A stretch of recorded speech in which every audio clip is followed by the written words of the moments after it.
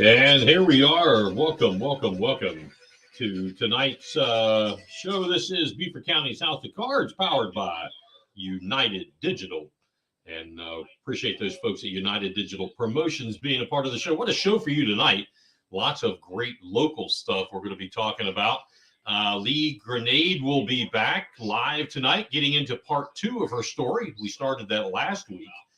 Speaking of last week, we left off at the part where her ex-husband and his friend attorney, I guess it was, ex-husband and his friend attorney, some feedback there, who also happened to be one of the county attorney go-to guys and a friend, along with the courts and judges telling her that it'll be okay. Remember, that's how we left it. Only to find out no house, no kids, no nothing, no money, no car, no nothing. More on that gut-wrenching story tonight. We'll find out what part 2 has in store. Wow. Right here on House of Cards. Hey, let's get it started. Don't forget, we would greatly appreciate any help you may be able to do. You go over to patreon.com/Beaufort House of Cards. We sincerely appreciate all of the folks that contribute and donate weekly or monthly or whatever's good for you. That helps keep things the machine oiled, as they say. So we greatly appreciate that. Tell your neighbors and friends about the show. We have it on several platforms. Yes, we are coming to Rumble. It's not a snap like that. Pound that like and subscribe button. They say all the time, and always tune in to bigpatriotradio.com 24 hours a day, 7 days a week. And again, like and subscribe. Don't forget, I've already put it out there, comment in your chat bar. And hey, today I happen to reach out to a couple of folks that, well, I guess let's just say they don't think the way I do on a lot of things. And I invited them. Said, hey, come on. I hope they show up and, they express what they've got going on. And I'm sure that all of you will give them a warm welcome and show them some love. Anyway, top listening site this week on BigPatriotRadio.com is Beaufort, South Carolina. And the number one most requested song, Lynyrd Skynyrd's Forever to Be Hot hit, Sweet Home Alabama. And that was all week long right here on BigPatriotRadio.com. Locked and loaded. Let's go. Big Patriot Radio. Blues, news, country pop, and classic rock. So last week we read you a heading out of East Sussex, England, over there in the UK, about a student who was pushing back against a sadistic teacher wanting to force him to appreciate the obligatory Trans Movement Month. I had someone send me some interesting information today. I thought I would share this with you. Here are the total number of days to celebrate in the LGBTQ world.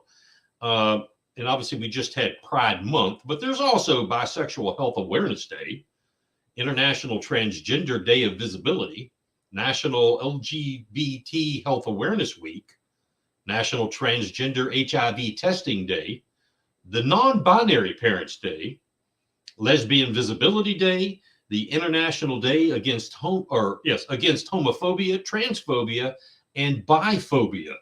First time I've heard that. Harvey Milk Day. I have no clue what the hell Harvey Milk Day is. The Pansexual and Pan-Romantic Awareness and Visibility Day, Non-Binary Awareness Week, the International Drag Day, LGBTQ History Month, and that's not to be confused with Pride Month. The International Lesbian Day, National Coming Out Day, National LGBTQ Center Awareness Day, Asexual Awareness Week. Why? International Pronouns Day, Transgender Parents Day, Pansexual Pride Day, and of course, you can't forget the Gay Uncles Day. Now, before you start hating, just a minute, let me correct you right off the bat. I am not slamming or hating on the LGBTQ plus whatever community. This is just in context to what I said last week in the monologue about why does Juneteenth, and I just picked that because we just had that. Why does Juneteenth only have a day, but the trans pride whatever gets a whole month plus another 20? I mean, it's actually I skipped a couple here. It's actually, when you add, that's like 30 days on top of a whole month. I mean, that's not fair. You're going to celebrate one community 30 days, and you better do it because by God, they will have a shit fit. I mean, the far left liberal socialists that we talk about, they demand respect. They have come out and they demand respect, inclusion, equitable dissemination, diverse conversation, except when it isn't in their favor or in their agenda. Then they become the Medusa type monster that are, frankly, as I like to call, batshit crazy. So I thought I would look into all these days of the week. We celebrate Juneteenth type days. I mean, this is only fair, and I try to be as fair as I can. Well, Juneteenth is a day. Okay, we talked about how it came about last week. We talked about that. Emancipation Day, Freedom Day, and about 8 other versions are all names of Juneteenth. And I was not aware of that. I had heard of Emancipation Day. I had heard of Freedom Day, and several other. Those are all synonymous with Juneteenth. Now, there is Black History Month, though I don't consider that in the same context as Juneteenth. MLK is not only celebrated by people of color. As a matter of fact, I believe, and I hope you would agree, maybe you would, maybe you wouldn't, I would think that the good Dr. Martin Luther King would insist that his day be celebrating his dream, would obviously be inclusive of white, black, yellow, red, whatever, everyone. That's just my opinion. Love to hear yours. But what about the Native Americans? Where do they fall into this? You know, the Indians, you know, American Indians, the Gathering of Nations. I never heard of that. And I researched it a little bit today. Yeah. And it is only an Indian thing. And it's important to them. They don't push that out. It's an important day to the American Indians. It's not to be advertised and aggrandized in the media. Native American Day, quite honestly, got the shitty end of the entire stick when you come to think about it. Different states celebrate it in different months, for gosh sakes. That's it. That's all they have. I mean, how can you say anything other than this is entirely, the entire thing is a bunch of garbage. Special interest groups celebrating their particular thing. National Baked Ham with Pineapple Day, International Mariachi Week, Iris Day, Early Bird Day. You get it. Celebrate what makes your thing special, but to those who have insisted upon pushing, slamming, cramming, fill in the blank, the transgender world down the Judeo-Christian and secular world's throat, we're tired of it. And now we can back all that out. Everyone is tired of it. We don't need to have that push down our throat. We get it. You're important too. I don't think you're any more important than the Juneteenth celebration. I certainly don't think you all, the transgender LGBTQ, you are no more important than the Native American Day. That, if you want to have a conversation about people who should be pissed off, is the Native Americans, the Indians, you know, Hiawatha and all the rest. They should be pissed off. We can have that conversation. Which brings me to a conversation point on transgenderism and parental involvement.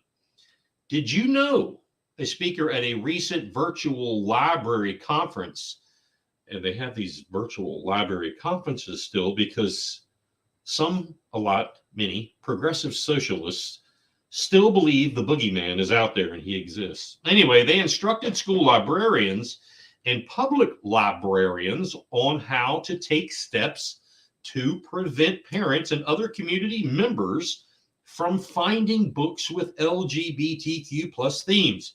I'm not making this up. Look it up for yourself. All of you, you know, you got to show us the money. Look it up for yourself. I'm giving you the feed. All you gotta do is open your mouth and eat it.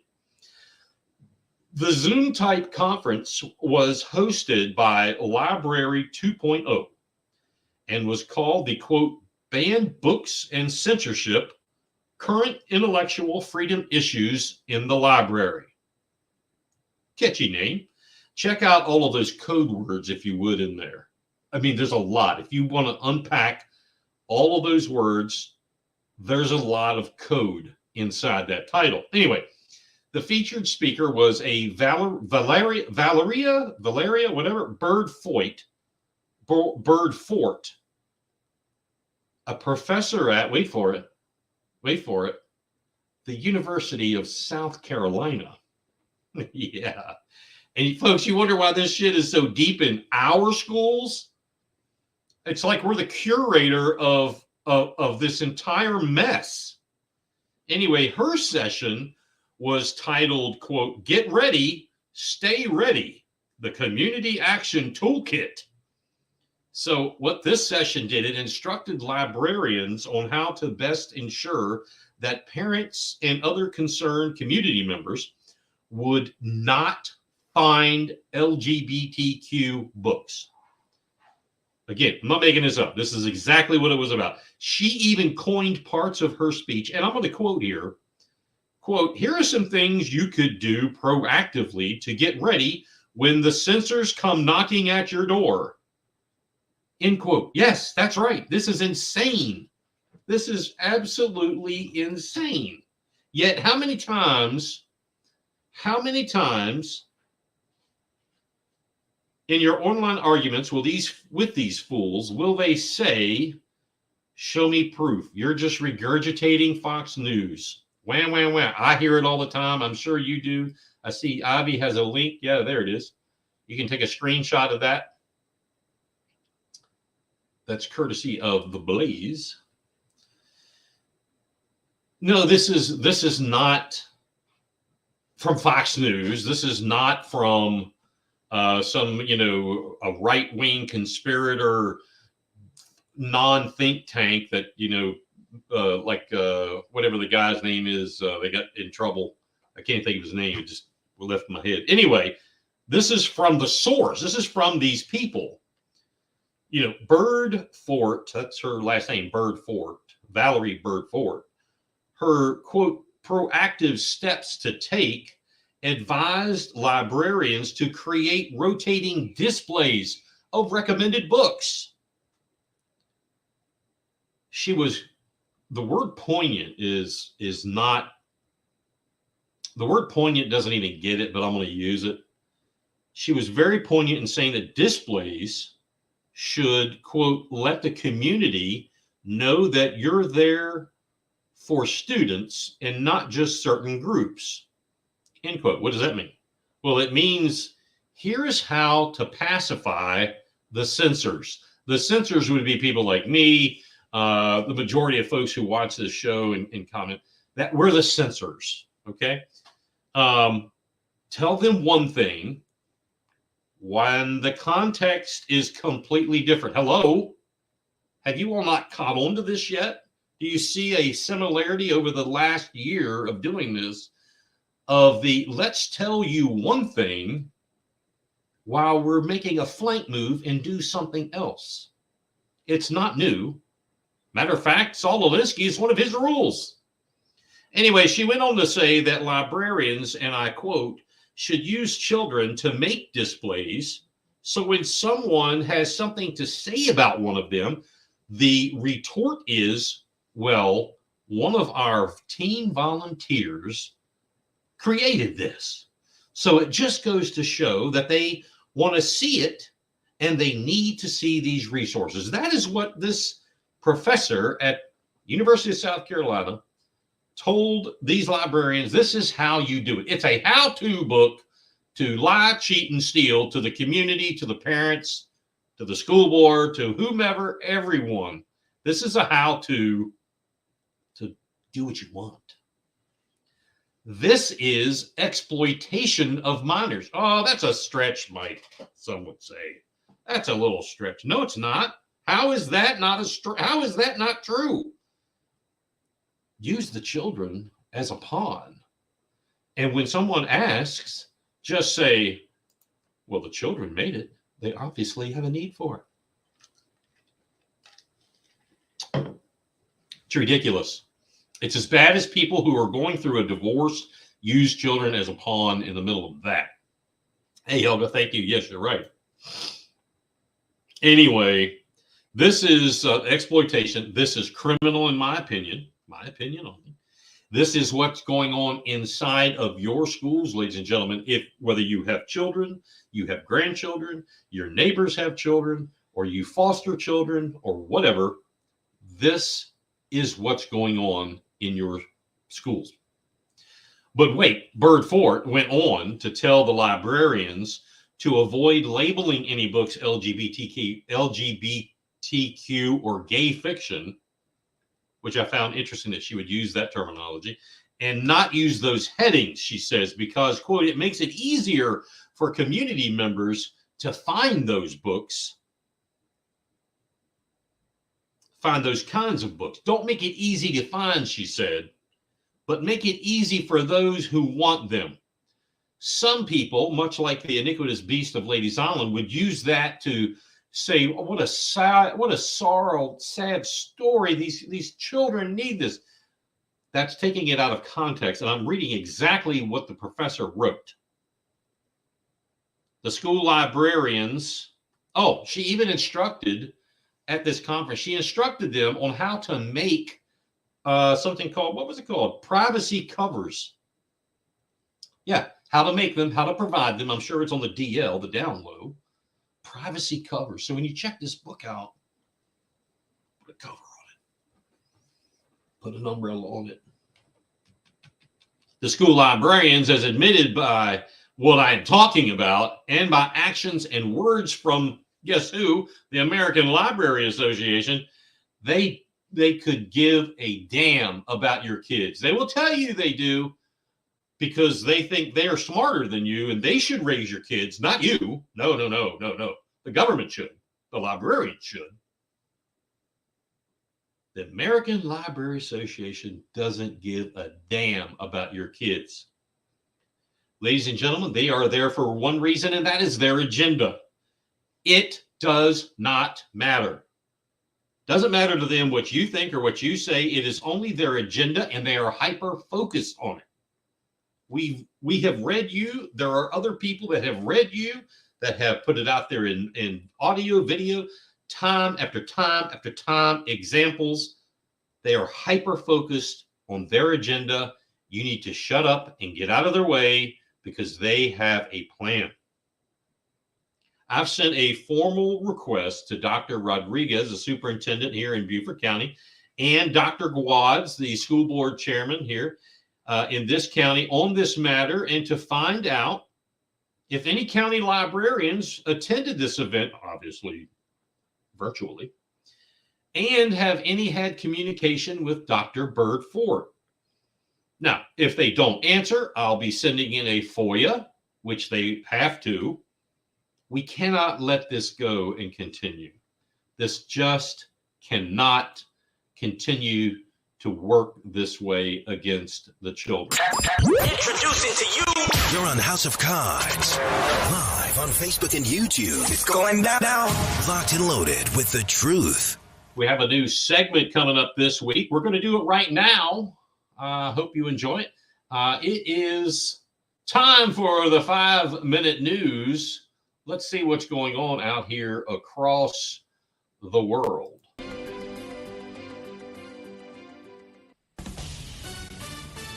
This is VOA News in Washington. I'm Jeff Custer. The U.S. Supreme Court Thursday struck down race-conscious student admissions programs at Harvard University and the University of North Carolina in a sharp setback to affirmative action policies often used to increase diversity on campuses.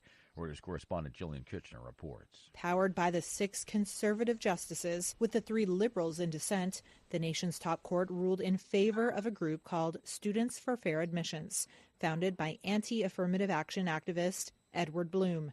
Bloom's group said Harvard and UNC unfairly discriminated in their admissions. Chief Justice John Roberts, writing for the majority, said that students, quote, must be treated based on his or her experiences as an individual. But many institutions of higher education, like Harvard and the University of North Carolina, corporations and military leaders have long backed affirmative action on campuses, not simply to foster racial diversity, but to ensure a talent pool that can bring a range of perspectives to the workplace and U.S. Armed Forces ranks. That's Reuters correspondent Jillian Kitchener reporting. Speaking from the Oval Office Thursday, U.S. President Joe Biden said he strongly disagrees with the Supreme Court's decision to strike down the use of affirmative action in college admissions, agreeing with dissenting justices who say the ruling unraveled decades of precedent as the president stressed race-based discrimination continues to exist in America. The president said colleges should not abandon their commitment to ensure students have student bodies of diverse backgrounds. What I propose for consideration is a new standard, where colleges take into account the adversity a student has overcome when selecting among qualified applicants. Let's be clear. Under this new standard, just as was true under the earlier standard, students first have to be qualified applicants. Biden stressed that discrimination still exists, and Thursday's court decision does not change that. This is VOA News. Turkey has condemned Wednesday's public burning of a Quran in Stockholm. Analysts say the incident will likely give Turkish President Recep Tayyip Erdogan even more reason to veto Sweden's bid to join NATO.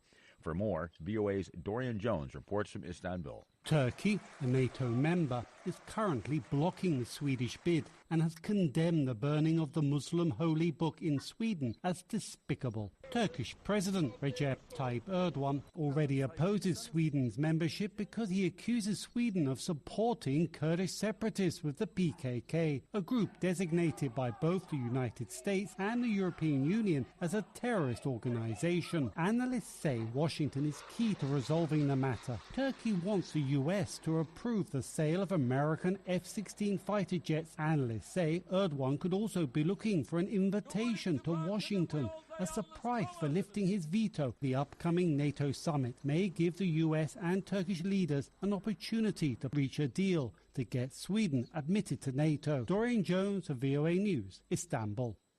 In France, protesters clashed with riot police on the sidelines of a march held on the third day of demonstrations after a 17-year-old was shot dead by police earlier this week in the Paris suburb of Nanterre. Reuters correspondent Christy Clyburn reports. Cars were set on fire, and protesters set up road barricades, hurling projectiles at lines of police.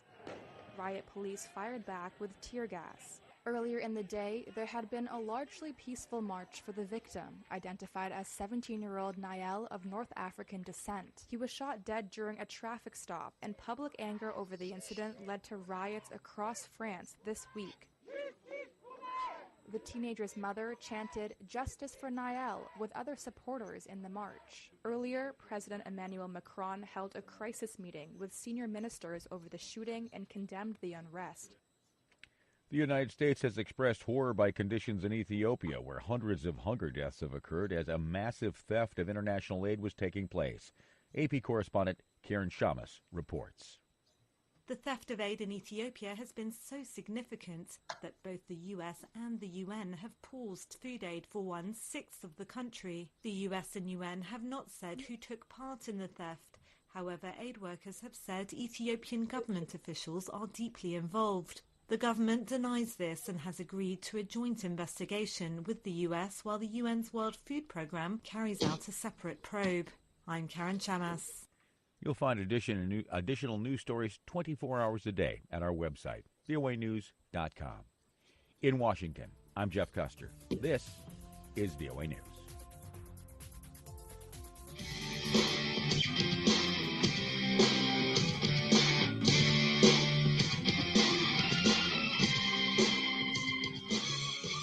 And there you go. That's going to be up every time we're on Thursday. We'll have a 5-minute news for you. You can also check out news on bigpatriotradio.com every hour at the top of the hour, usually 7 a.m., 8 a.m. till 9 or 10, something like that. One comment about what they happen to say that I'm not so sure where they were going with this, but wanted to say something about the recent Supreme Court ruling. And my wife and I were talking about this as we wait for our guest to arrive for tonight. Anyway, I'm listening to several places, several heads talking about it. I applaud what they did. I think it's the right choice. And when you look at what they just said on that news stream and what others have said is that this is setting the country back. Now you're going to be forced into race in school, all that. But if you look at the affirmative action, taking the requirement of race out of the admission process should make it a level playing field. Maybe that is just the conservative in me, but I would want my kid competing with another kid, and I don't really care what color they are. And I think if somebody does care what color they are, they've got problems. And if a school has a problem with that, then you need to go somewhere else. You don't have to go to that school. So anyway, I don't. I think it's a good choice. I'm in favor of their move. Anyway, I'd love to hear what your thoughts are about our new news, little news segment, the 5-minute news here on House of Cards. Can y'all still hear me? Just lost my sound. Am I still there? Test. Test.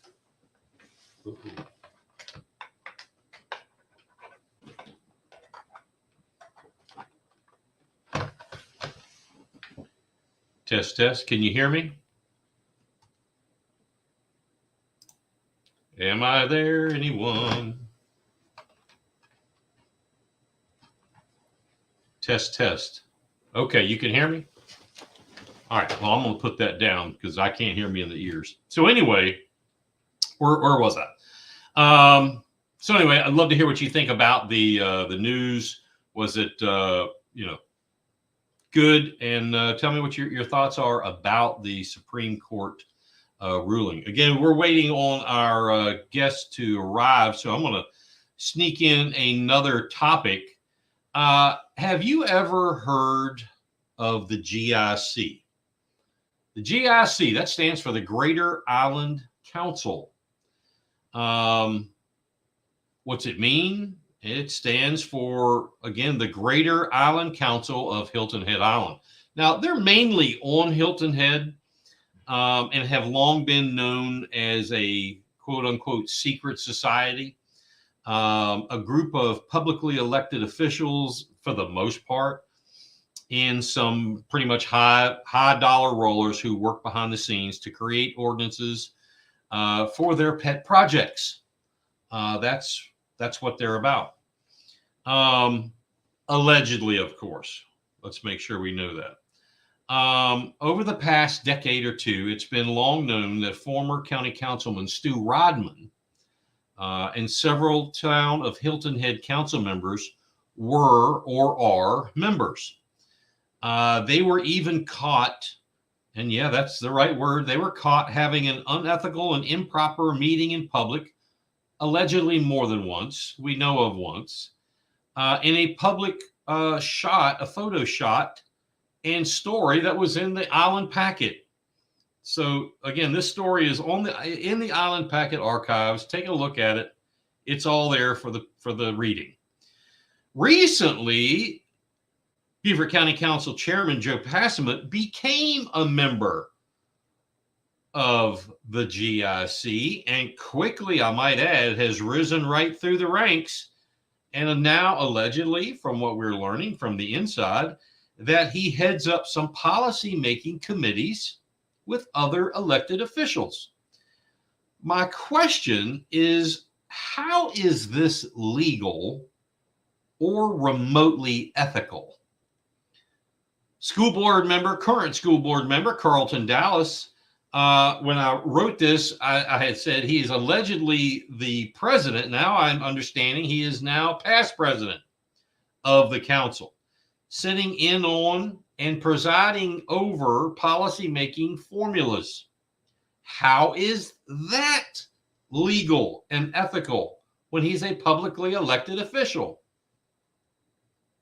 The most damning thing this group has been a part of has been the 278 bridge and independent analysis of the corridor project. First started under Rodman. Remember the players here. They were able to almost single-handedly undermine the entire thing. That's right. Behind the scenes, Rodman was almost successful in undermining the entire thing. In my opinion, and it's just an alleged opinion, the years-long delays have been the result of people's hands in people's cookie jars. The GIC describes itself as, we do good for the community. But as of late as May 2023, they attempted an unethical backdoor effort to neuter the town's power, the town being Hilton Head, in the subject. So remember Joe Passman many moons ago made the very vocal decree. I railed on it. It was last fall, I believe it was. summer or fall. I railed on it when this happened.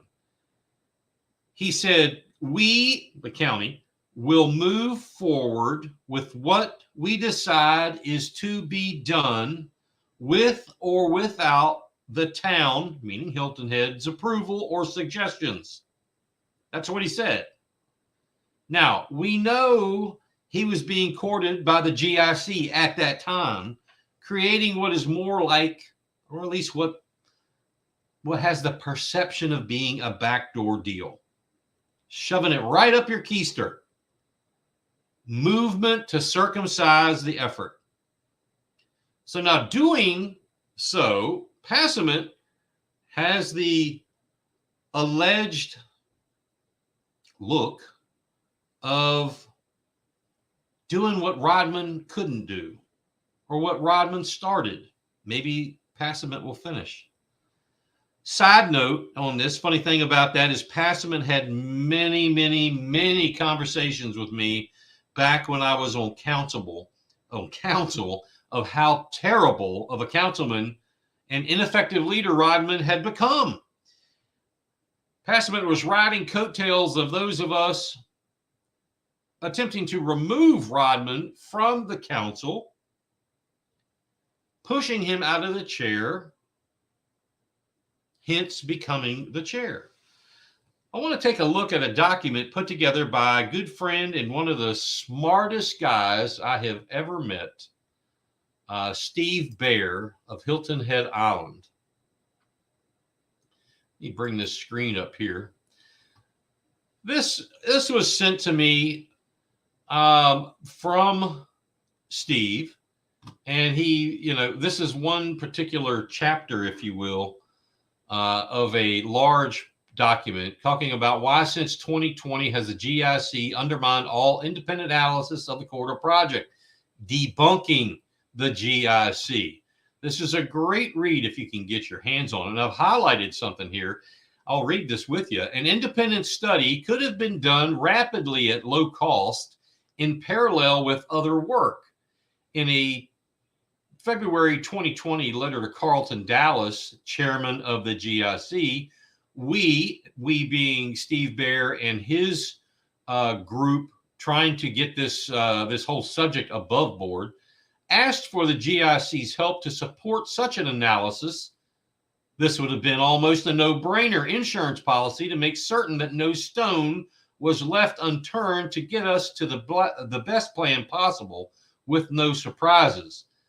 The letter to Carlton Dallas, then chairman, was never answered, and subsequent efforts by the GIC and their members acted to consistently undermine all efforts in that direction. He goes on to say it's, very odd that such a dichotomy of views on such an expensive and important project has existed for so long. Let me change pages here. And actually, he talks about, several things here, how SCDOT's plan, how it, compares to the county, blah, blah, blah. And then this big bombshell comes out. This is the hidden agenda. So, and again, this is Steve Baer and his group fighting for transparency, etc., with this project. In reviewing meeting recordings and other conversations taking place since 2018, we note the following. Now, this is since 2018, and I was involved on county council with the beginning of this project, working with Senator Davis and the DOT. Some of this stuff is spot ass on. Number one, in the county committee meeting, June 11th, 2018, a question came up regarding calculations showing that the proposed corridor project might not meet its congestion relief goals. Mr. Rodman's comment at the time was that this could be covered in another 1% sales tax, perhaps every 4 years. That's right, Stu. Bleed the horse till it drops. Number two, at the 6th June 2023, council meeting in Hilton Head regarding the corridor project. Still a question about the 27 million current project shortfall because money gets, or the job gets more expensive as time goes on and money's worth less. Anyway, the shortfall was answered using a similar reference to another 1% sales tax. Let's tax them again, boys. In other informal conversations, a county official commenting about a 6-lane local route 278 all around Hilton Head was overheard stating, "It is not if, it is when." I can confirm that, and maybe it's me that he's talking about here, but I was in a conversation when Stu Rodman himself said that there needs to be 6 lanes from 278 Bridge all the way around the island in a big loop. That is what was planned. In other informal conversations, a county official commenting about 6-laning local route 278 all around Hilton Head was overheard stating, "If not, it is when." In February, a private email from Mr. Rodman mentioned a, quote, "stony design that we can't discuss until the EA process," that's environmental assessment, "is complete so as not to compromise the NEPA process," which is more government environmental red tape. In looking at the map, I'll show you here in a second, the missing parts critical to traffic flow are obvious and were addressed by the SCDOT. As citizens mentioned in comments to FHWA, that's a research outfit, it is not clear which of the MKSK, Town Beautification Consultant firm, recommendations are included in the plan and who exactly pays for them. Do we see even more strange behaviors going on here? And from above, as it says here, you can see that there's much more to the project than you have been told. I'm telling you, ladies and gentlemen, other than those officials that are listening and watching this, there is more to this project than you've been told, and it will likely be packaged under another 1% sales tax to repair their shortfall, their obvious mistakes, and how they're going to pay for it. So here is a brief drawing that was put together. I'm not going to go into too much detail, but what you see here is an SCDOT's plan around this circle right here in dotted line. This is the known congestion. That is where 278 and the Cross Island converge. That is not in the corridor project scope. If you take a 5-gallon bucket and start to fill up a 20-gallon pail, there's not much congestion. If you fill up a quart bucket, it's going to overflow quickly. I think you see what I'm saying there. SCDOT stops at point C while the congestion and safety issues extend to D and E. So what does all this mean? Let's go back here.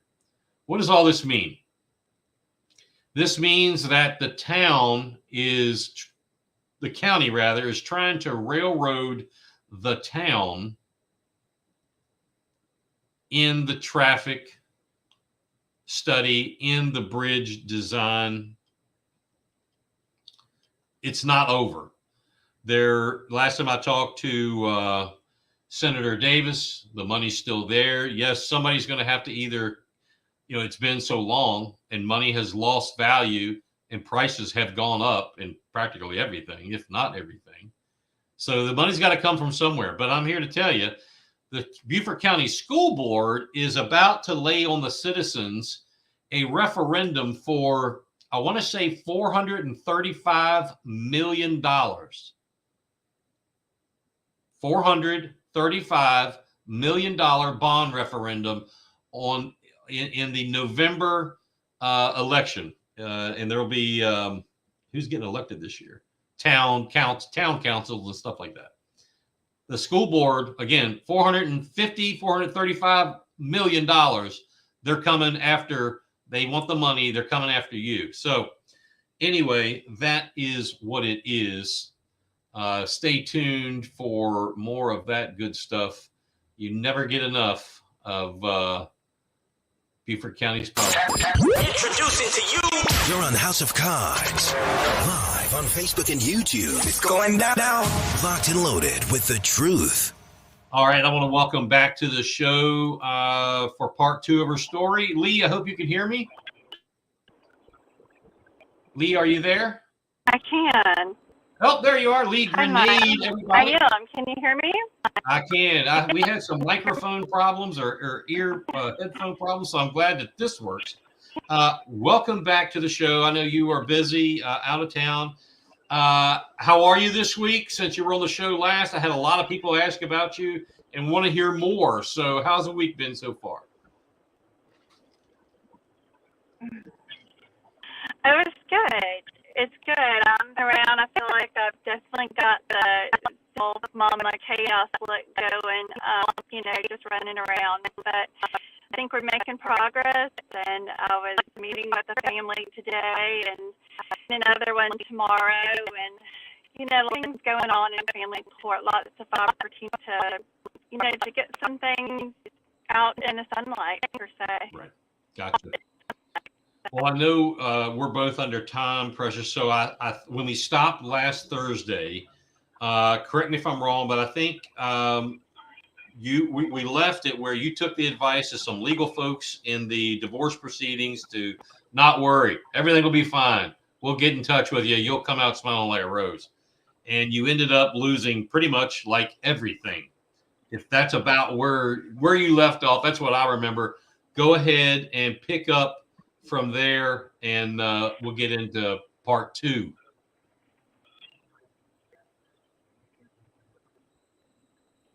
Okay, right. We talked about, I tried to note down today because I felt I have a tendency to just kind of be like spaghetti and it goes everywhere. But I think we talked about emergency hearing, and, from that was because I abused the children by having them scrub baseboard and acted out.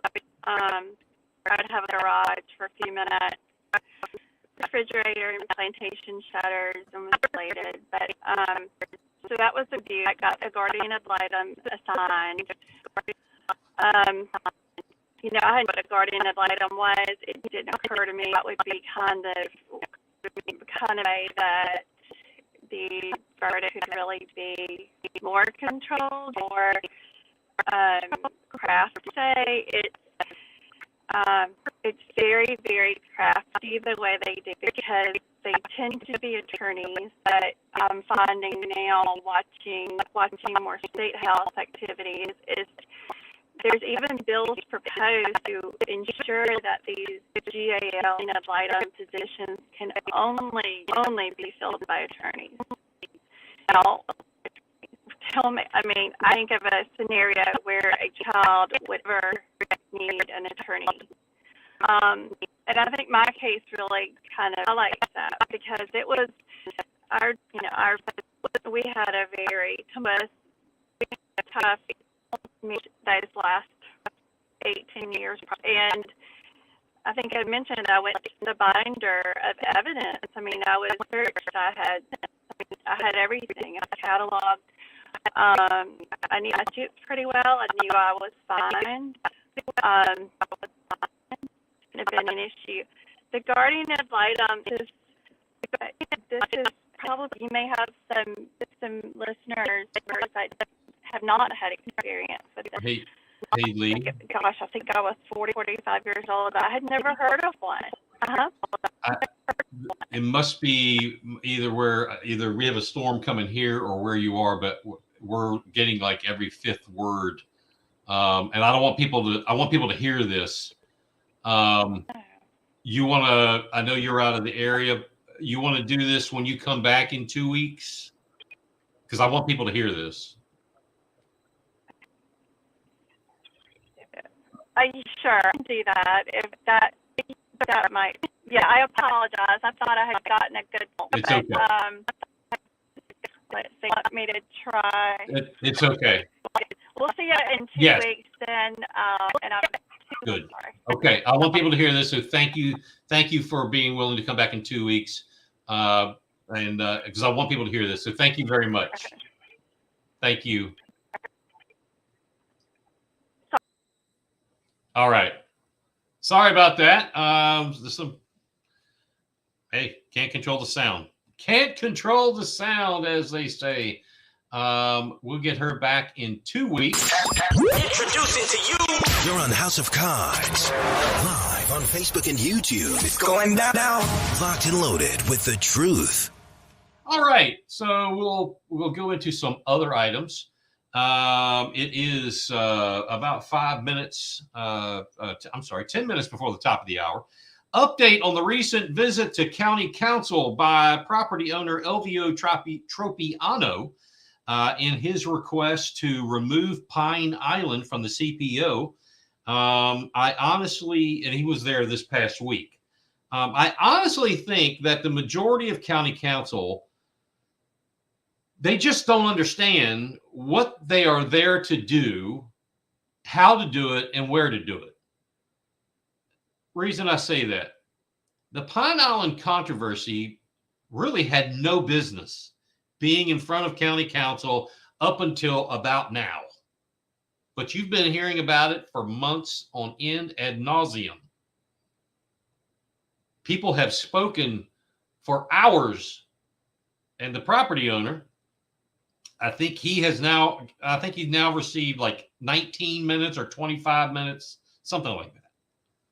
Anyway, it had no business, but alas, that it is. So it is what it is. County Council and the administration has forced the property owner to spend millions of dollars in legal and technical papers. Well, some may say, well, he didn't have to do that. Well, look, you just made an $18 million investment. You're going to do what you have to do legally to protect yourself and move this investment along. The county forces that. The property is at the original starting point in some aspect and far along in others. And I'll tell you what that means. County Council has ultimately created, in my opinion, a disaster. Other than 3 or 4, the other 6 or 7 don't even understand it. They've backed themselves into the proverbial corner. Because you see, in my opinion, and it's strictly, folks, this is only my opinion, the property owner has done entirely everything that he needed to do and should do to do something with his property. You don't just stand there and look down and walk away and go home. Well, maybe some do. This guy isn't, and you shouldn't.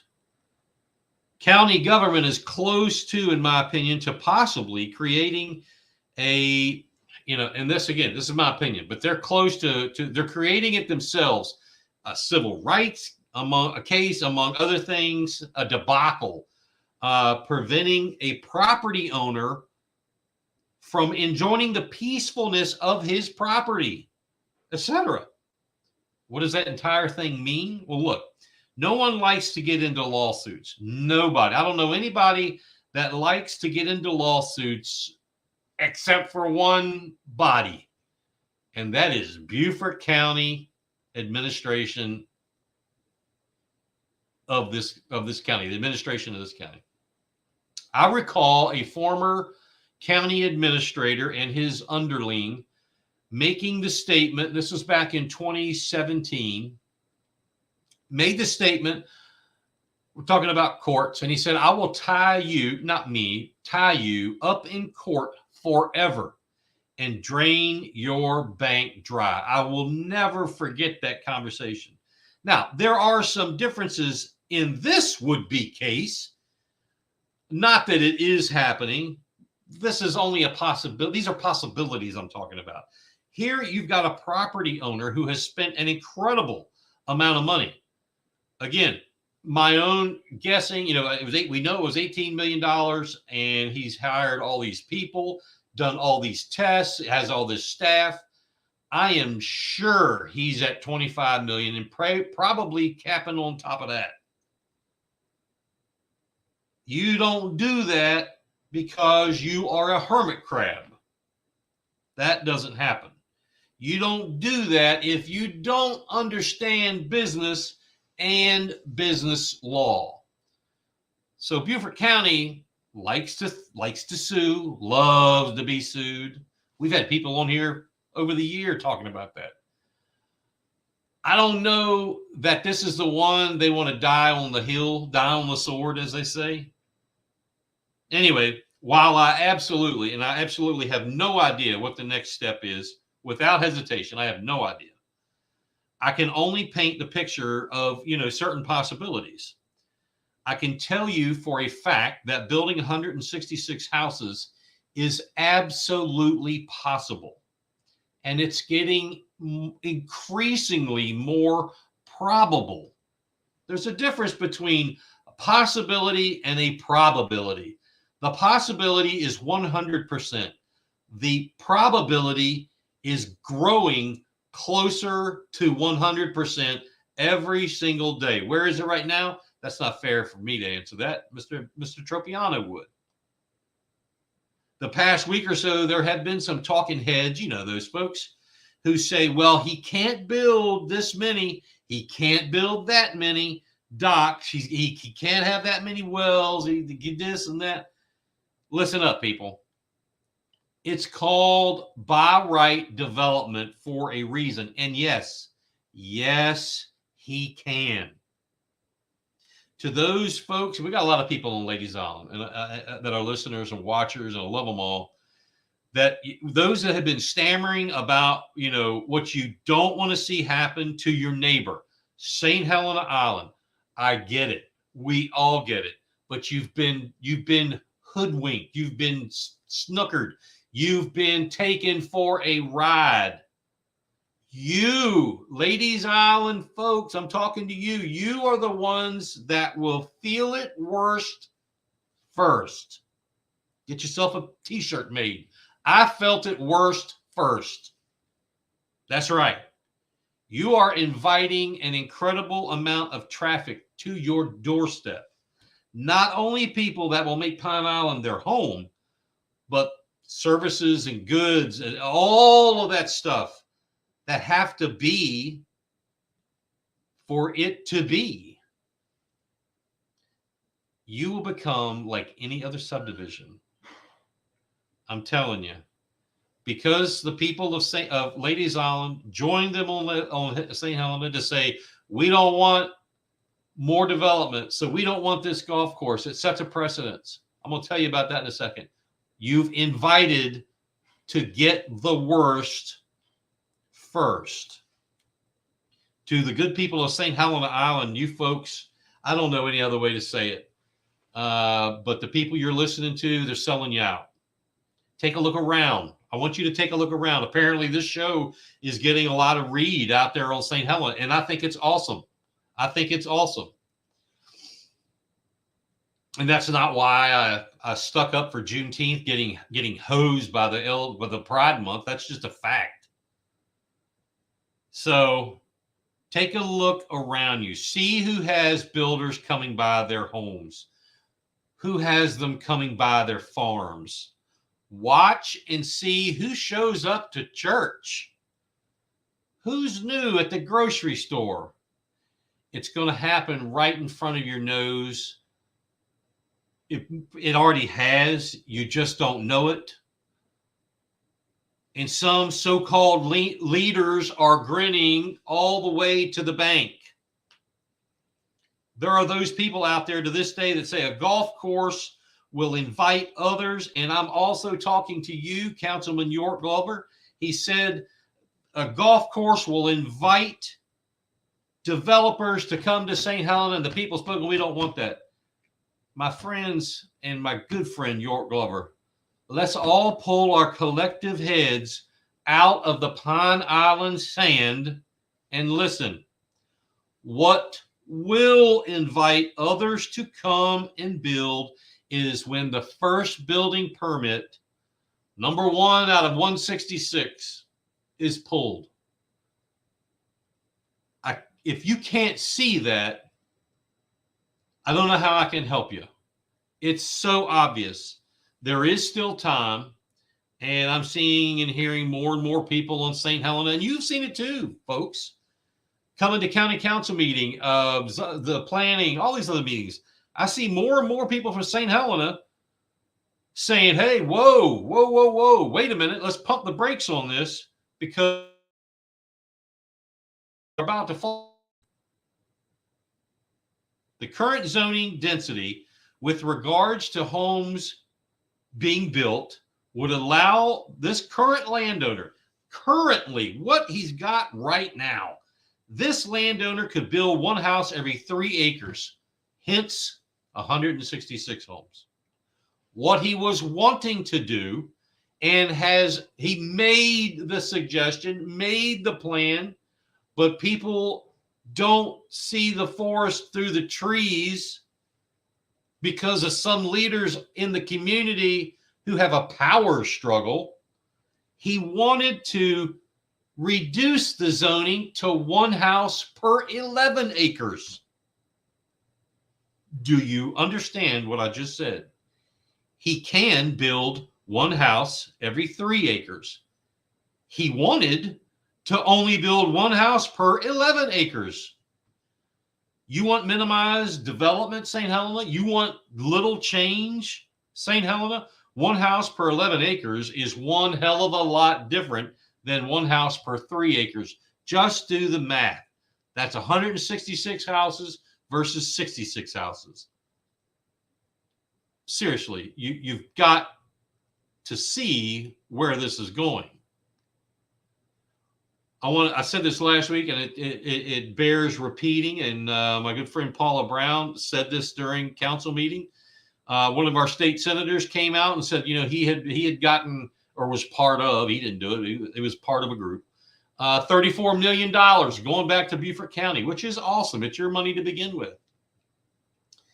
And St. Helena, the largest landmass in this county, gets $50,000. Now, where's the equity in that, Queen? Where's the equity in that, York? Where's the equity in that, other leaders of St. Helena? You got hosed $50,000 to the largest landmass and $33,500,000 or $950,000 to everybody else.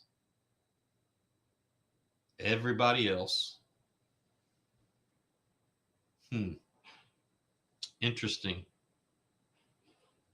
That $50,000 is for St. Helena, the projects. That's going to get a lot done, I'm sure. Not. You heard the story, if you were at county council, that a private individual sent $2 million to the Penn Center, or to St. Helena rather, for road work on privatized roads. And that's a drop in the bucket. $2 million doesn't do jack shit. It's better than what you got now. But $50,000 out of $34 million? Come on. Why did no one get upset about that? I would have fought for my people of my community, of my district, a hell of a lot harder. At least for their share. The property owner, this is Mr. Tropiano, put in writing that the foundation that was supposed to be a part of the entire development, if you want to call it that, would send $250,000. And this isn't just, I'm going to say it and they'll forget about it. This is in writing. This is a contract, if you will. $250,000 a year in perpetuity to St. Helena Island. The man is willing, the business owner, the property owner is willing to pay the community more money for things they need, want, desire than the county you live in. No government involvement, no government hands wanting to be washed on the backside. Straight back to the community. How does math like that make sense? You have time, St. Helena. You have time, but you better act quickly. You better act very, very quickly because time is running out. Locked and loaded. Let's go. Big Patriot Radio. Blues, news, country pop, and classic rock. 5 minutes after the hour here on Beaufort County's House of Cards. Finally tonight, if you've missed the county school board meeting the other night, just a few nights ago, woohoo, did you miss some fun action? Excuse me. You got to go back to YouTube or Facebook and watch. Now, it's summer, and those meetings, tend to get a little shorter. The only parts of any substance, in my opinion, were the public comment period.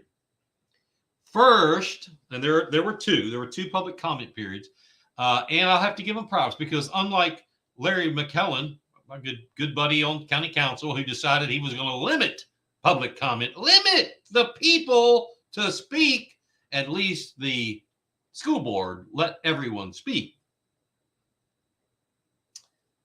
The public comment period was the interesting part. First, I want to say a huge thank you, give a round of applause to my friend, a good friend of the show and the radio station, Avi Zalai. She stood up there at the microphone, very uncomfortably, I might add. That was the most uncomfortable I've seen her on video with these meetings. She read excerpts from the book Push by a seriously wacko author. The excerpt she read from Push, let me tell you, folks, that would make a hooker blush. Yep. And our kids, your kids, my grandkids, their kids, and so on and so forth, can pick this book up off the shelf at school. An adult was uncomfortable as it gets, and the school board was actually uncomfortable, but the children can pick it off the shelf, and we're doing a good thing letting them do that, providing it for them. Anyway, this is about she was also able to come back at the second public comment, and she put some truth to some false statements that some other folks have been pushing, some of the friends of the iniquitous beast of Ladies Island and her ilk. One of the other big supporters behind what we've been doing was there the other night, a gentleman of Hilton Head Island. He's been a guest on this show, David Cook. He got up and made his points brilliantly clear. I was talking with someone on Facebook today who said, what did you think about that? His points were brilliantly addressed. He offered a visual. You remember back in school, if you were in school in the 70s and the 80s, that, once you learn to speak, then you got or give a report, then you got to have a visual. Everybody needs a visual. It brings things across for those who aren't just auditory, they're visual learners. Mr. Cook did the visual thing. He got up during his speech. He offered a bag of chicken feed to the school board members and tossed it onto the stage. He didn't throw it, didn't pour it. It was like a beanbag toss. What did that mean exactly? Someone asked me today. Well, you can form your own opinion. And he's got his. But here's some of mine.